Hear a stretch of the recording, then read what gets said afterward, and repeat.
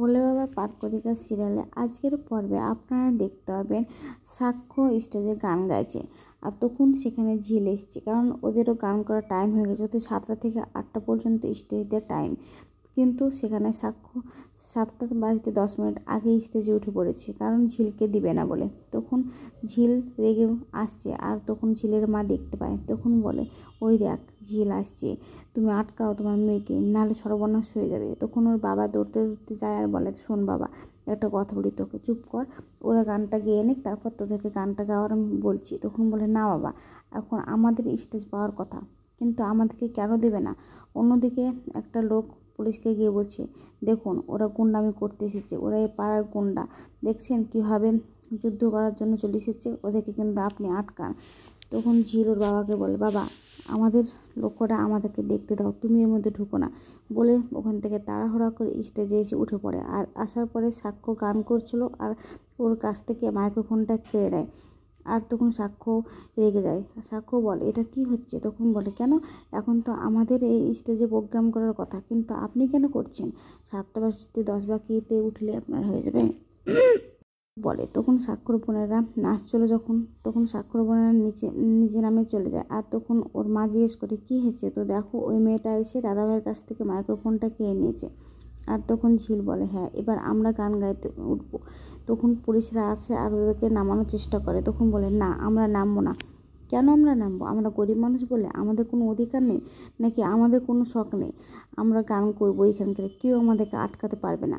আর পাড়ার ছেলেরাও বলে, কেউ আটকাতে পারবে না। তখন একটা লোককে ইশারা করে, আর সেখানে আড়ালে চলে যায়। আর আড়ালে চলে গেলে সেখান থেকে ওকে একটা ঢিল ছুঁড়ে, আর ঢিল ছুঁড়ে তখন ঝিলের মাথাতে মেরে দেয়। আর যখন মারে তখন ফেটে রক্ত বেরোতে লাগে। তখন ঝিল বলে, দেখুন দেখুন বড় লোকদের কাণ্ড দেখুন, আমাদেরকে আটকাতে না পেরে এখন আমাদেরকে মারছে, মাথা ফেটে দিচ্ছে, কিন্তু না, আমি কিন্তু চুপ করে থাকবো না।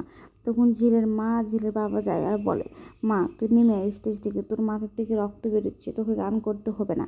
তখন ঝিল বলে, না মা, আমাকে এই গান করতেই হবে, আমি করবই, যতই আমার রক্ত বেরোক না কেন, দেখুক আমরা কি পারি আর কি পারি না, এসব বলে। আর বলে, দেখুন আপনারা শান্ত হয়ে বসুন, আমাদেরকে একটিবার গান করার সুযোগ করে দিন, যদি আপনাদের না ভালো লাগে তাহলে আমরা নিচে নেমে চলে যাবো, আর যদি আপনাদের ভালো লাগে তাহলে আপনারা আমাদের গানের সাথে মুখ মেলাবেন, এসব বলে। তখন সাক্ষ্য স্টেজ থেকে নিচে নেমে চলে আসে। সাক্ষ্যর মা বলে, বাবা তোর কিছু হয়নি তো, তোর কোথাও লেগেনি তো? তখন বলে, না মা, আমার কিছু লাগেনি, কিন্তু দেখলে ওই মেয়েটা কী করলো। তখন ওখানে ছুটি বলে আছে, তখন ছুটি বলে, বাবা সাক্ষ্য ঠিক আছে, কিন্তু ঝিলের তো মাথা পেটে রক্ত বেরোচ্ছে, কিছু করতে হতো না, ওর তো ইনজুরি হয়েছে, এসব বলে। তখন বলে, কি করব, ও কি কারো কথা শুনবে? এসব কথা বলে। তখন ঝিল বলে, আমি তাহলে আমাদের গানটা গাইতে শুরু করি, আপনারা একটু শান্ত হয়ে বসুন। তখন সবাই শান্ত হয়ে বসে, আর ঝিল তখন গান করতে শুরু করে দেয়। আর ঝিলের গান শুনে সবাই অবাক হয়ে যায়, আর সবাই খুব আনন্দ করে, আর ঝিলকে উৎসাহিত করতেও থাকে।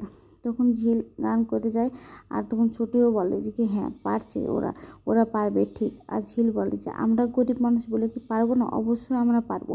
এই বলে ঝিল গানটা শেষ করা হয়ে যায় যখন, তখন পাড়ার লোকেরা আবারও বলে, মা আর একটা গান করো না। তখন বলে যে কি হ্যাঁ করছি, আপনারা যখন বলছেন অবশ্যই করব। তখন ঝিলের মা বলে, না মা, আর তোকে করতে হবে না, তোর যে মাথা পেটে রক্ত বেরোচ্ছে, তোর যে কিছু হয়ে যেতে পারে, তুই নিচে নেমে আয় মা।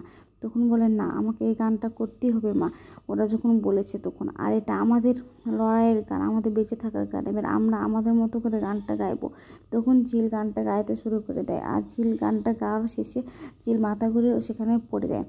আর তখন ওখানে সাক্ষর বাবা ছুটে যায়, ঝিলের বাবা মা সবাই ছুটে যায়। আর ঝিলের বাবা তখন সাক্ষর বাবাকে বলে, স্যার আপনারা যা শাস্তি দেবেন পরে আমাকে দিন, মাথা পেতে নেব, দরকার হলে কাজ থেকে ছাড়িয়ে দিন আমাকে, কিন্তু আমার মেয়েটাকে বাঁচান স্যার, আমার মেয়েটা যে খুব ভালো, এইসব কথা বলে। তখন সাক্ষর বাবা বলে, তুমি একটু চুপ করবে, তুমি একটু চুপ করো তো, আমরা তো দেখছি।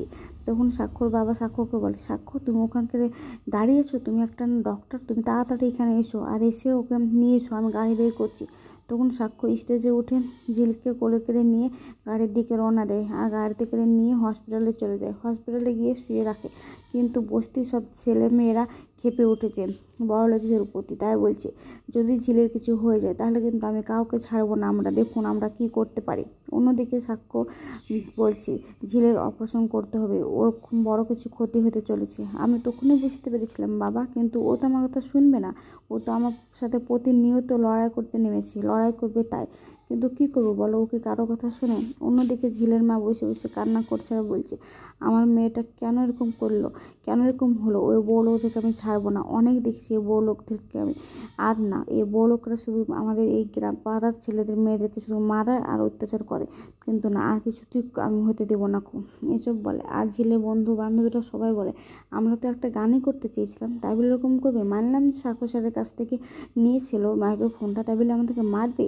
আর পুলিশদেরকে বলছে আপনাদের সামনে এই জিনিসটা ঘটেছে, আপনারা কি করলেন আমাদের প্রতি, আমাদের প্রতি তো কিচ্ছু করলেন না, আপনাদেরকে ছাড়বো না, যদি আমাদেরকে ঠিক মতো না গার্ড দিতে পারেন দেখুন আপনাদের কী অবস্থা করি। তখন পুলিশরা বলে আমরা তো চেষ্টা করছি, আমরা কি এই ময়দান ছেড়ে পালিয়ে গেছি, আপনারা একটু চুপ করুন। তখন হসপিটালের সবাই আসে আর বলে আপনারা একটু শান্ত হন, ডক্টরদেরকে কাজ করতে দেন, যদি আপনারা ডক্টরদেরকে কাজ না করতে দেন তাহলে আপনাদের মেয়েকে আপনারা ফিরে পাবেন কী করে।